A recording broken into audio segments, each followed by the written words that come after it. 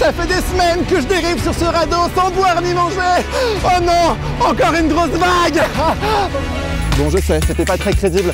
Bienvenue à Saint-Malo, je suis sur Energy Observer, un bateau propulsé à l'éolien, le photovoltaïque et à l'hydrogène. On a rendez-vous avec les deux capitaines du bateau. Mais avant ça, je vais aller me sécher parce que là, je suis trempé.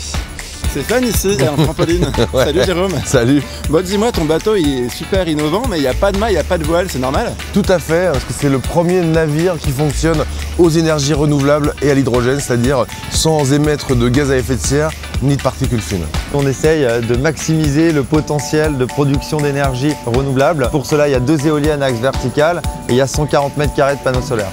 C'est quoi l'objectif du coup du projet Energy Observer? Eh bien, c'est de tester donc, toutes ces technologies en milieu marin, donc en milieu extrême, pour pouvoir les adapter demain à terre, à l'échelle d'un immeuble, d'un quartier, d'une ville et pourquoi pas d'un pays. Alors l'hydrogène, on en trouve partout, hein. On en trouve partout dans l'univers. 75% de la masse de l'univers, c'est l'hydrogène, sauf qu'on ne trouve pas à l'état naturel. Au début, on prend de l'eau de mer, on enlève le sel, on désalinise, ensuite on déionise, donc on fait de l'eau pure comme celle qu'on met dans les fers à repasser.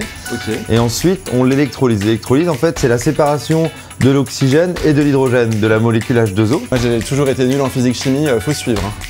Voilà, donc on comprime à très haute pression, en l'occurrence 350 bars. On la stocke dans des réservoirs et ensuite, quand il fait nuit, quand il n'y a pas de soleil, on démarre notre pile à combustible qui transforme cette énergie chimique hydrogène en électricité et en chaleur. C'est l'autre grande mission d'Energy Observer, 6 ans autour du monde, 101 escales, 50 pays visités, à la rencontre de tous les pionniers qui innovent pour la planète. Engie est un de nos partenaires principaux. Ce qui est super intéressant, c'est qu'ils ont la même vision que nous du monde énergétique de demain. Ce que nous on fait sur ce navire, Engie veut le faire à très grande échelle. Pas de gaz à effet de serre, pas de particules fines et pas de bruit. Non, en fait là je fais la surveillance au cas où il y aurait un requin mangeur d'hommes qui débarquerait. Ah non, c'était une truite.